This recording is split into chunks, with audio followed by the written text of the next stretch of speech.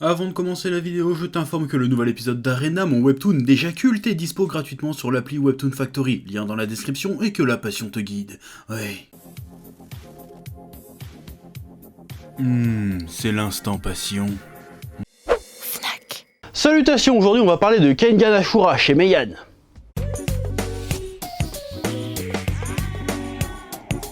Depuis des siècles, les désaccords entre grandes entreprises se règlent d'une façon très simple, par l'organisation de combats Kengan. Les combats Kengan ont un principe très simple, chaque entreprise présente un combattant et les deux combattants s'affrontent dans un combat à main nue où il n'y a quasiment pas de règles. Et le gagnant remporte le litige. Kazuo Yamashita, un employé de bureau un peu vieillissant, fait la rencontre par hasard d'Oma Tokita, le combattant choisi par le conglomérat pour lequel il travaille. Et il devra lui servir d'assistant lors de sa participation au tournoi Kengan. Tournoi dont l'issue déterminera l'entreprise qui contrôlera l'organisation Kengan. Kazuo va alors découvrir un monde froid, sanglant et brutal où les conflits économiques n'obéissent qu'à une seule règle, la loi du plus fort. Tu l'auras compris, Kengan Ashura rime avec grosse baston bien bourrine, de la mort qui tue, avec des gros biceps, des grosses patates, pas le temps de niaiser. Avec en toile de fond une critique d'une société ultra-capitaliste soumise à la volonté parfois perverse et sadique d'hommes corrompus et cyniques. L'adaptation animée a cartonné sur Netflix, mais Yann te propose de découvrir l'œuvre originale légèrement plus violente et légèrement plus sombre, avec un dessin aussi atypique que méchamment stylé. Ouais.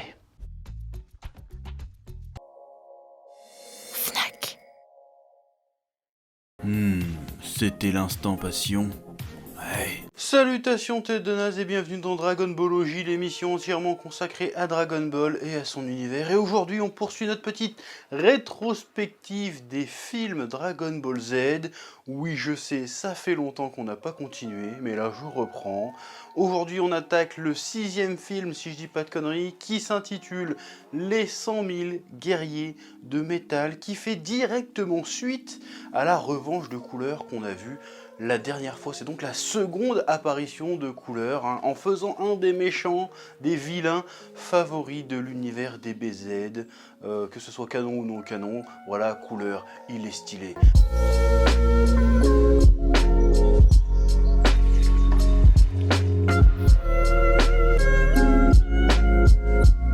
Donc aujourd'hui on va faire une petite rétrospective comme d'habitude, on va revisionner le film ensemble, rigoler, voilà, et puis à la fin on fera une petite analyse, une petite critique, parce que si je me contentais de faire une critique ça durerait que 2 minutes, et bon, monétisation, comment on appelle ça, engagement, tout ça, marketing, capitalisme, toujours, bah oui bien sûr.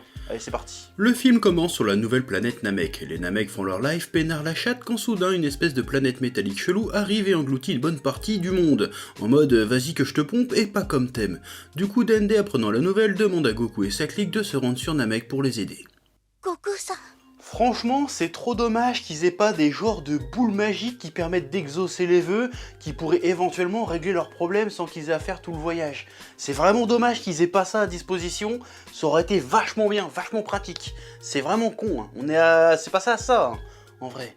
Ouais. Alors oui, autre petite remarque, le titre original ce n'est pas les 100 000 guerriers de métal, mais le choc, les guerriers aux 100 milliards de pouvoir. Voilà, alors j'ai toujours pas compris le délire, le rapport entre le titre et ce qu'on a dans le film, mais voilà, c'est tout, je voulais juste le signaler, j'ai rien d'autre d'intéressant à dire, à part qu'a priori ça n'a aucun sens, parce qu'il n'y a aucun personnage dans ce film qui a 100 milliards de pouvoir, voilà, oui, à moins qu'il parle des Saiyans à ce moment-là, mais même chelou le titre, ils se font chier à faire des titres bizarres, mettez juste Goku tape un extraterrestre, et on regardera de toute façon, oui. Nous retrouvons Goku, Gohan, Krillin, Tortue Géniale, Yajirobe, Oolong et Piccolo dans une navette capsule corp en route vers Namek, avec Gohan qui se demande mais à quoi peut bien ressembler la nouvelle planète Namek. Bah en fait c'est exactement la même qu'avant, le même nombre de soleils, même végétation, là pour le coup j'avoue, ils se sont pas trop fait chier pour le décor de la Namek 2, oui. Puis il y a Yajirobe qui se plaint que Bulma l'a obligé à venir au cas où il y aurait besoin de Senzu. Bon, encore une fois j'ai déjà fait la remarque dans des films précédents mais pourquoi ils se contentent pas tout simplement de leur filer un sac de Senzu? Pourquoi il faut que ça soit Yajirobe qui soit là pour tenir le sac de Senzu? Qu'est-ce qui se passe avec ce personnage? Je crois qu'il apparaît plus longtemps dans les films DBZ que dans tout le manga original en fait. Je comprends pas. Est-ce que c'est le seiyuu d'Yachirobe qui avait un deal avec la Toei et qui devait forcément apparaître pour avoir ses 3-4 lignes de dialogue pour toucher son chèque? Qu'est-ce qui se passe? C'est quoi ce complot? Qui c'est qui a demandé à qu'on voit plus Yachirobe? Moi j'ai pas demandé ça. Je crois que personne l'a demandé d'ailleurs. Donc lâchez-nous, pourquoi il est là lui? Oui. Pendant ce temps, les Namek se font bolos et capturés par des robots. Il y a un Namek qui tente de résister, mais qui va se faire tuer par un robot. Mais bim! Il est sauvé par Gohan, accompagné de Goku, Piccolo et les autres. Et là, il y a plein de robots qui débarquent et Goku leur dit « Si vous vous tirez tout de suite, il n'y aura pas de bobo. » Et là, Cooler arrive en mode tuning, jante alu, suspension, carrosserie chromée de bâtard. Et surtout ce bruitage de pas qui est incroyable. Et là il dit « Ouais, tu m'as projeté dans le soleil, mais je suis revenu à la vie grâce à Big Gate Star, la grande porte des étoiles. Et là j'ai rencontré MacGyver et Kratos et ils m'ont tué sa mère, mon gars. » Ouais, bon là j'avoue, j'invente un peu, mais en fait parce que comme il y avait la porte des étoiles, la grande porte des étoiles, j'ai tenté, Stargate, tu vois, j'ai tenté de faire des refs un peu pointus, un peu méta. Pardon, désolé. Du coup, la grosse bagarre contre les robots commence. Gohan, Piccolo et Krillin se tapent contre genre 10 robots chacun, pendant que Goku fait un duel de regard avec Cooler. Sauf qu'en fait, ils n'arrivent pas à casser les robots parce qu'ils sont méga durs. Comme moi. Et Piccolo leur dit « Ouais, pour les battre, faut concentrer nos énergies en un seul point quand on tape. » Franchement, c'est trop dommage qu'ils connaissent pas des techniques qui transpercent ou tranchent des trucs. Genre Piccolo, c'est trop con qu'il ait pas une technique dans sa besace, tu sais, où il fait ça avec ses doigts et ça fait une espèce de rayon tourbillonnant qui peut transpercer n'importe qui, n'importe quoi. Et pareil pour Krillin, ça serait bien qu'il invente une technique où il fait une espèce de disque circulaire comme ça qui tourne et puis qui peut trancher n'importe quoi quand il le lance. Ça serait bien qu'ils aient ce genre de technique. C'est con que ça existe pas dans Dragon Ball Z, ça. C'est dommage, hein, franchement. Ils auraient pu s'en sortir facilement, mais du coup, ils ont pas ce genre de technique. Franchement, faudrait y penser, peut-être à rajouter, je sais pas. C'est une suggestion, hein. C'est une suggestion. Et du coup, ils tapent juste très fort et ça marche, mais ils se font quand même capturer. Pendant ce temps, Goku et Cooler commencent la bagarre et soudain, l'animation devient dégueulasse. Goku mange des patates et esquive la gigaboule de Cooler en se téléportant. Et Cooler il fait « Nani, comment tu as pu esquiver ?» Et Goku lui dit « Bah je me suis TP bâtard !» Et Cooler fait « Quoi, toi aussi tu peux te TP bâtard ?» Et hop, Cooler se TP pour taper Goku. Et l'animation est toujours méga moche. Et là, gros combat de téléportation pour économiser de l'animation. Et là, le film a une idée plutôt originale. Est-ce que tu t'es déjà demandé ce qu'il se passait entre deux téléportations de Goku ?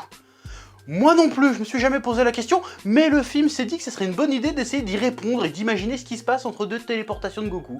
Voilà, je sais pas pourquoi. En fait, il court dans une espèce de dimension parallèle et ressort dans le monde normal. Alors je dis pourquoi pas, mais du coup, c'est pas du tout instantané, vu que Goku se déplace.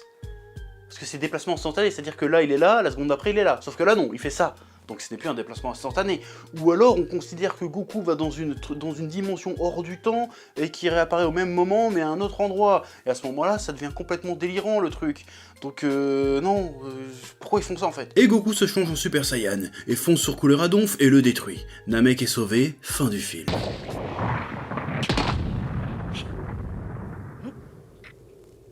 À moins que... Cooler se régénère d'une manière assez stylée et met une branlée à Goku, le chope et lui écrase la gorge, puis boum, Vegeta débarque pour le sauver.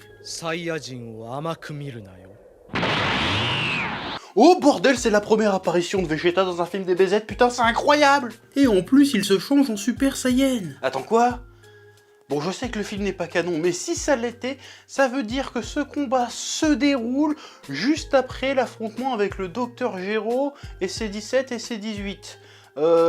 Donc entre ce moment-là et le moment où Cell fait sa première apparition. C'est-à-dire que ça se passe pendant ce laps de temps d'à peine une journée entre ces deux événements. Ils auraient eu le temps d'aller sur Namek et d'affronter Cooler. Sachant que, de toute façon, durant ce laps de temps, Goku est censé être dans le coma parce qu'il a commencé à développer sa maladie cardiaque. Voilà, donc après ce genre de trucs qui n'ont aucun sens, il y a encore des gens, et je t'assure que c'est vrai, qui viennent me tenir le discours comme quoi, oui mais les films DBZ sont canons. Voilà. Donc à partir de là, si tu considères que ce film est canon, bah je pense que je peux te catégoriser dans la catégorie des attardés mentaux, à ce moment-là. Je pense, hein. Parce que là, c'est pas possible, là. Oui. Bref, et là Vegeta fonce sur Cooler en mode il donne tout et... Oh... Ah non, c'est bon, il revient et... Oh... Ouais non, il se fait défoncer sa grand-mère en fait. Pendant ce temps, Gohan, Krillin et les autres sont dans le Big Gate Star, et un petit robot leur dit qu'ils vont se faire broyer pour servir de carburant à la planète, tandis que Piccolo s'introduit dans le vaisseau et se fait poutrer par un individu mystérieux. Mais qui est-il ? Qui ? Retour à Goku et Vegeta qui décident de se battre ensemble contre Cooler. C'est officiellement la première fois que Goku et Vegeta se battent côte à côte. Dans le manga original, ça n'arrivera qu'une seule fois, lors de l'arc Buu. Ils lui foncent dedans ensemble et l'éclatent sa mère, sauf que cette fois il ne lui laisse pas le temps de se régénérer, et le bombarde jusqu'à ce qu'il ne reste plus rien de lui. Et franchement, c'est trop con qu'ils aient pas retenu la leçon face à Cell. Ça aurait été tellement pratique, ça aurait évité plein de problèmes. Ouais. Et là, il se passe une scène absolument incroyablement épique, incroyablement grandiose. Et je pense que ce film doit sa si bonne réputation à cette seule scène. Parce qu'elle est incroyable. Oui. Alors que Goku et Vegeta sont exténués et se pensent victorieux, une armée de Metal Cooler surgit sur la colline. Et là, Goku et Vegeta décident de les affronter en jetant leur dernière force dans la bataille, le sourire aux lèvres tel de vrais Saiyans.